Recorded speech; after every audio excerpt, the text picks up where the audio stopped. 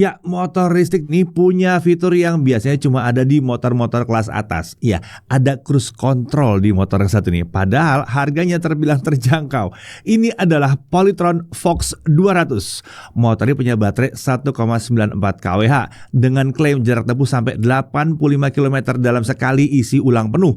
Motornya punya tenaga 1500 watt, top speednya nyampe 70 km per jam. Pas lah buat motor dalam kota ya. Bagasinya juga lega, bisa muat sampai 13 liter. Lalu motornya juga punya fitur yang menarik untuk motor Indonesia, Fox Alert Smart Turn Assist. Jadi motornya akan kasih peringatan kalau kita belok ke arah yang salah saat nyalain lampu sen. Ya sering kan ketemu yang seperti itu? Ya cocok nih buat yang tahu kan siapa ya yang sering salah arah sen di jalan ya. Ngesennya ke kanan, beloknya ke kiri. Tapi apa iya motor ini memang dirancangnya buat ibu-ibu aja? Dan apalagi hal-hal menarik yang ada di motor yang satu ini? Oke, kita akan bahas dalam video kita kali ini.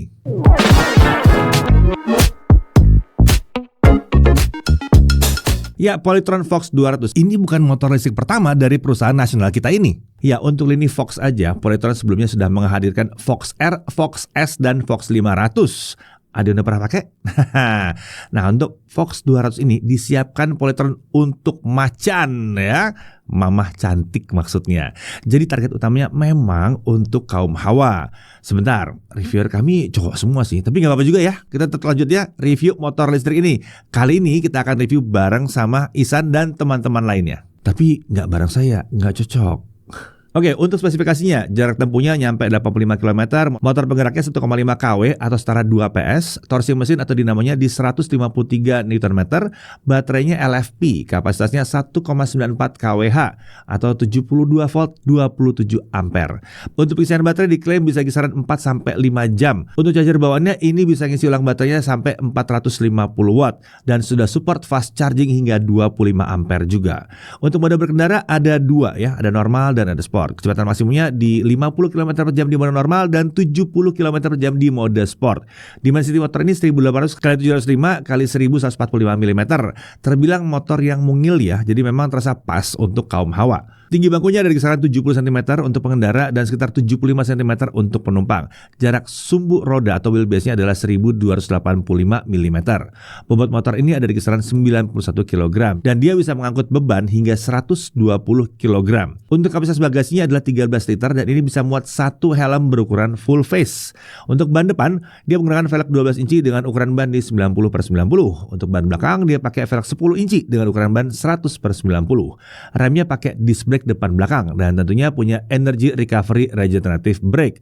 Untuk suspensi ini teleskopik untuk depan dan ada dual shock untuk bagian belakang. Untuk fitur-fitur motor listrik ini dilengkapi dengan mode reverse. Ini memudahkan kita untuk mundur ya.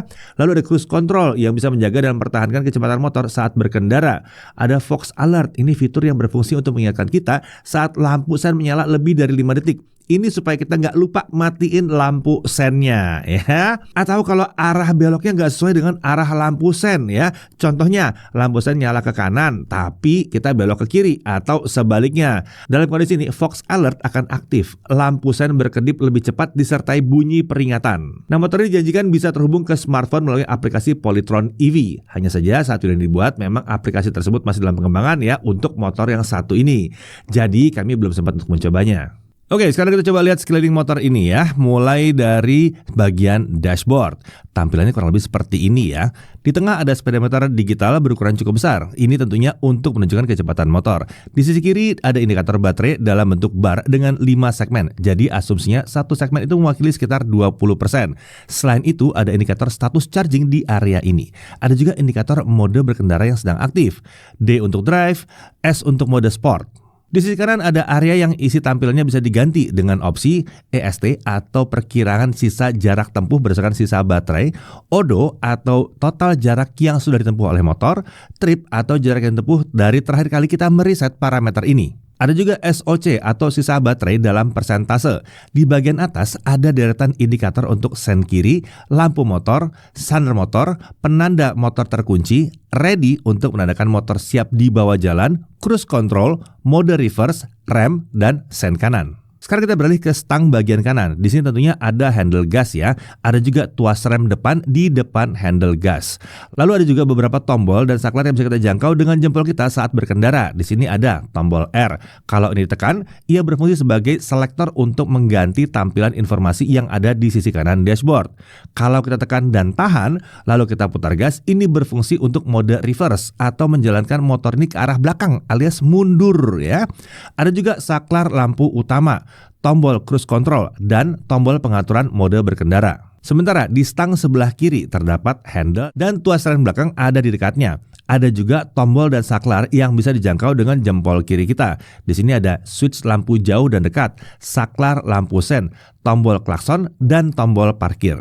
Sekarang kita beralih ke bagian di bawah stang, tepatnya area di balik fairing motor. Ada kompartemen untuk meletakkan barang di area kiri. Nah, di dalam kompartemen ini ada juga port USB-A yang bisa kita pakai untuk charging smartphone atau power bank. Di tengah ada pengait yang bisa dibuka tutup seperti ini. Bisa kita pakai untuk menggantung tas belanjaan atau yang lainnya lah ya. Sementara di area kanan terdapat slot kunci motor. Kita geser ke bawah lagi nih, ke area pijakan kaki untuk pengendara. Ini ukurannya terbilang cukup luas ya. Bahkan kita bisa naruh galon air 19 liter di sini. Bisa di tengah seperti ini dan tidak mengganggu posisi kaki kita sama sekali. Mau taruh 2 galon bisa juga, tapi kaki udah agak terganggu ya. Nah, di area pijakan kaki ini juga ada port untuk memasang kabel charging motor listrik ini. Posisinya ada di bawah ujung depan jok. Ada penutup untuk port charging ini. Beralih ke jok. Desainnya seperti ini ya, terbilang cukup tebal dan cukup lebar. Di area belakang jok ada hand grip dengan desain seperti ini. Tentunya ini untuk pegangan tangan orang yang sedang dibonceng ya.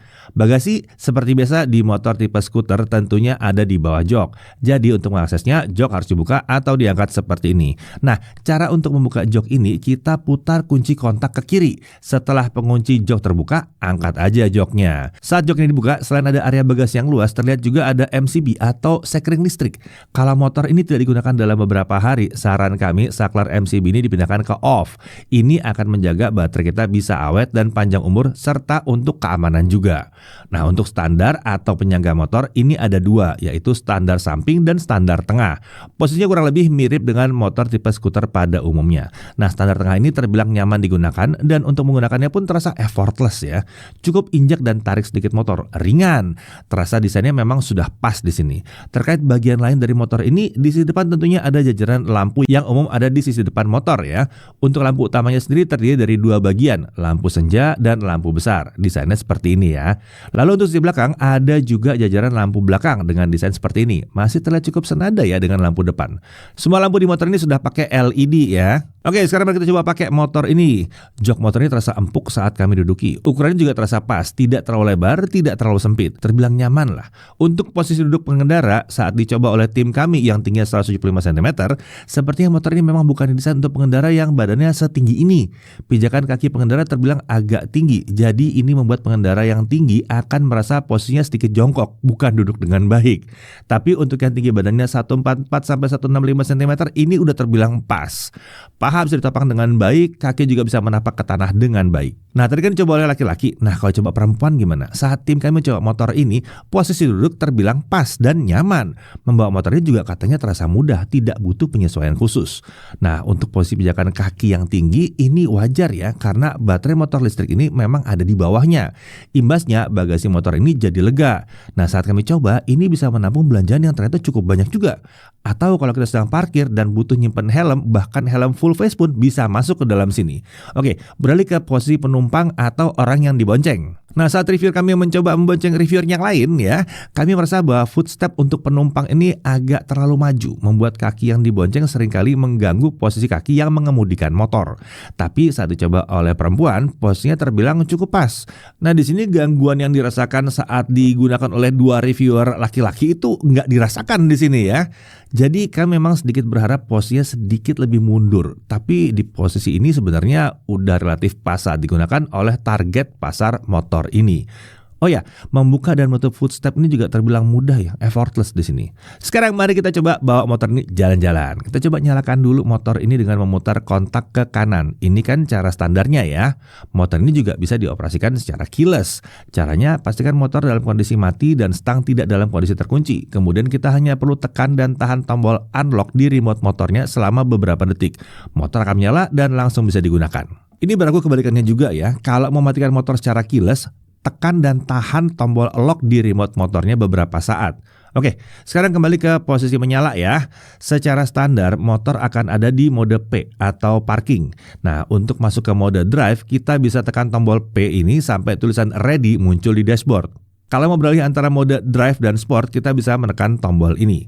Saat kami coba, mode D itu punya akselerasi yang lebih santai. Top speednya bisa nyampe 50 km per jam. Mode D ini terasa cocok kalau penggunaan dalam kompleks gitu ya, atau memang lagi pengen bawa motor ini jalan santai aja di jalan raya. Sementara mode S itu punya akselerasi yang lebih responsif dan top speednya naik sampai 70 km per jam. Ini lebih pas untuk penggunaan harian di jalan raya. Torsi awal terbilang pas, tidak bikin kita kaget karena akselerasi yang terlalu agresif, tapi begitu kecepatan motor lebih dari 5 km per jam, akselerasi jadi lebih terasa, lebih mencerminkan akselerasi motor listrik. Saat kami coba di jalan dengan banyak belokan, manuver dengan motornya juga terbilang nyaman. Stang terbilang ringan untuk membelokkan motor, tapi tidak sampai terasa terlalu ringan hingga membuat motor ini tidak stabil. Saat belok, motor ini juga tidak butuh haluan yang luas, jadi cukup mudah untuk manuver di area yang sempit. Ditambah dengan dimensi yang compact, motor ini terbilang oke untuk melewati kemacetan. Lalu tentunya ini juga cukup mudah saat parkir ya, karena nggak butuh ruang yang terlalu lebar. Gimana suspensinya? Kami merasa ini cukup empuk dan stabil, membuat motor ini terasa nyaman saat melewati posisi tidur. Bagaimana kalau digunakan sambil boncengan ya? Nah, kami juga sempat coba dengan total bobot di kisaran bobot maksimal yang didukung, ya sedikit lebih lah, di atas 120 kg ya. Ternyata motor ini masih nyaman digunakan untuk boncengan dengan total bobot seberat ini. Saat melalui tanjakan sambil boncengan pun tenaga motornya ternyata masih terhitung mumpuni ya. Sekarang kita beralih ke pengereman. Di sini ada regeneratif brake dengan 2 tingkat. Low ini aktif saat handle gas kita lepas ke posisi netral dan motor dalam keadaan bergerak. High ini akan aktif saat handle gas kita lepas ke posisi netral, tuas rem ditekan sedikit dan motor dalam keadaan bergerak. Nah, saat regeneratif brake ini aktif, khususnya di mode high, akan terasa ada hentakan halus. Ini wajar dan memang jadi penanda regeneratif brake tengah aktif. Di awal mungkin hentakan ini akan sedikit mengejutkan, khususnya untuk yang belum pernah pakai motor listrik ya. Tapi karena ini hentakannya halus aja, kalau udah terbiasa ya ini akan relatif tidak terasa mengganggu. Lalu untuk cruise control, cara menggunakan cukup mudah. Tekan saja tombol cruise control ini saat motor berjalan minimum di 5 km per jam. Tapi ya sebaiknya kita pakai saat kecepatan di atas itulah ya memang ya. Dengan cruise control ini kita jadi tidak perlu putar dan tahan handle gas terus-menerus. Motor akan tetap berjalan di kecepatan saat kita mengaktifkan cruise control sekalipun handle gas kita lepas. Ini memudahkan dan nggak bikin tangan lelah menahan handle gas ya. Tapi ingat ya, kita tetap harus full konsentrasi nyetir sekalipun cruise control ini aktif. Oke, sekarang kita bahas penggunaan baterainya. Kebetulan yang menguji motor ini Ihsan ya, dan berat badannya sih ngakunya sekitar 75 kg, ngakunya ya. Kita nggak tahu benar berapa, tapi kurang lebih segitulah harusnya. Dengan penggunaan sehari-hari dan kecepatan maksimum sekitar 40 km per jam, untuk penggunaan jarak sekitar 5 km, baterai berkurang sekitar 6-7%. Sementara untuk jarak 10 km, baterai berkurang sekitar 13-14%. Hasilnya terbilang mirip-mirip aja saat kita pakai mode D maupun mode S. Berdasarkan hasil ini, dari baterai penuh sampai habis, kita harusnya bisa menempuh jarak sekitar 70-80 km. Ini cukup dekat dengan klaim Polytron ya. Bisa jadi kalau berat badan yang menggunakan motor ini cukup jauh di bawah berat badan reviewer kami ini, jarak tempuhnya bisa lebih dekat lagi dengan klaim Polytron atau bahkan bisa sama beneran. Selain itu, kondisi kepadatan jalan yang dilalui juga bisa berpotensi mempengaruhi hal ini. Nah, lanjut lagi kita coba tes motor ini sambil boncengan dengan total bobot sekitar 120 kg. Hasilnya, untuk 5 km baterai berkurang sekitar 8%. Untuk 10 km berkurang sekitar 14-15%. Beda tipis-tipis aja ya ternyata ya. Sekarang kita coba charging dari 0 sampai penuh. Nah, ini butuh waktu sekitar 5 jam. Konsumsi daya tertinggi yang kami catat ada di 412 watt. Penggunaan daya sekitar 2,0 08 kWh. Kita pakai patokan tarif listrik golongan R1 TR daya 1300 VA atau 2200 VA yang ada di Rp1.444,7 per kWh. Biaya yang kita butuhkan sekitar Rp3.005 untuk mengisi dari kosong sampai penuh. Berarti sekitar Rp3.000 untuk jarak sekitar katakanlah 70 km. Jadi ini tentunya tergolong irit ya untuk pengeluaran sehari-hari. Ya, Fox 200 ini tersedia dalam 3 pilihan warna. Ada Milky White, Velora Black, dan Lunara Grey. Untuk harga OTR Jadetabek, kita bisa beli putus ya, seharga 20,5 juta. Ini termasuk garansi baterai selama 3 tahun. Atau kita juga bisa beli motor ini dengan harga 18.500.000 dengan biaya sewa baterai 125.000 per bulan. Tapi di sini ada subsidi senilai 7 juta rupiah untuk pembelian sistem sewa baterai ini. Jadi dana yang harus dikeluarkan untuk membawa motor pulang ini hanya Rp11.500.000. Nah, manfaat dari sistem sewa baterai ini apa sih sebetulnya? Ini untuk pelindungan baterai. Jadi di sini Polytron bertanggung jawab untuk perbaikan, perawatan, dan penggantian baterai seumur hidup kendaraan. Menarik kan? Nah, oke, sekarang kita langsung masuk dalam hal yang perlu diperhatikan. Pertama, buat yang badannya tinggi, posisi duduk di motor ini terasa sedikit kurang pas, tapi wajar karena ini memang lebih ditujukan buat pengendara perempuan. Meskipun begitu, waktu dicoba tim kami yang tingginya sekitar 165 cm, posisinya terasa pas-pas aja. Lalu, tombol mode reverse itu ada di dekat handle gas. Terasa agak sulit memposisikan jempol kita menahan tombol ini sambil memutar handle gas. Kemudian, motor ini pakai baterai yang sudah ditanam, jadi nggak ada opsi tukar baterai dengan cepat seperti di seri Fox yang lain. Namun, charging motor ini jadi lebih praktis karena kita tidak perlu lepas dan pasang baterai terlebih dahulu. Dan agak disayangkan motor ini belum tersedia dalam warna yang lebih cewek banget gitu ya. Padahal target utamanya untuk perempuan kan. Dari sisi kelebihannya, nih joknya empuk ya, nyaman digunakan sekalipun untuk boncengan juga udah asik nih ya. Lalu dia punya Fox Alert yang bisa mengingatkan kita kalau lampu sennya itu lupa dimatikan atau kita ngesen kemana, beloknya kemana gitu. Lalu dia punya cruise control dan ada mode reverse. Bagasinya juga luas, bahkan helm full face itu bisa masuk dalam sini. Ukurannya ini ringkas, nggak makan tempat juga ya, jadi nggak bongsor gitu. Baterai juga udah punya proteksi IP68, jadi harusnya sih ini nggak takut sama banjir-banjir ya. Lalu dia bisa gunakan sistem keyless juga ya. Kemudian ada sistem sewa baterai yang membuat harga awal motor jadi lebih rendah dan lumayan jauh lebih rendahnya. Dan jaminan untuk baterainya panjang banget. Perawatan juga mudah. Ini tentunya tidak seribet motor bensin pada umumnya. Kalau penasaran biaya servisnya berapa, coba aja cek di website resmi Polytron. Nah, yang satu ini juga menariknya adalah tidak mengeluarkan suara bising nih ya. Minim polusi dari motornya sendiri juga nih. Oke, jadi Polytron Fox 200 motor ini cocoknya buat siapa sih sebenarnya? Ya, motor EV ini cocok buat siapa? Kami cukup setuju dengan Polytron kalau motor ini memang utamanya cocok untuk kaum hawa ya, atau perempuan atau cewek yang ingin punya kendaraan praktis untuk mendukung aktivitas harian. Bisa untuk berangkat sekolah, kuliah, kerja, atau bisa juga untuk ibu rumah tangga untuk belanja atau jemput anak sehari-hari. Kan bagasinya besar, belanjaan atau tas sekolah anak bisa masuk dalam bagasi tuh. Apa ini khusus untuk perempuan aja? Tentunya tidak. Siapapun yang lagi mencari motor ringkas dan praktis tentu saja bisa pakai motor ini. Tapi memang untuk laki-laki mungkin lebih pas untuk yang badannya itu relatif kecil. Kalau buat saya sangat tidak cocok. Nah, ukuran yang ringkas juga membuatnya terasa lincah saat diajak menembus kemacetan tentunya ya. Harga awal motor listrik ini juga terbilang terjangkau untuk yang pakai skema sewa baterai tadi, membuatnya cocok untuk yang baru ingin beralih ke motor listrik. Secara umum, Polytron Fox 200 ini bisa dikatakan motor listrik yang ringkas yang sangat layak untuk dipertimbangkan. Saya Deddy Irfan, Jakarta TV.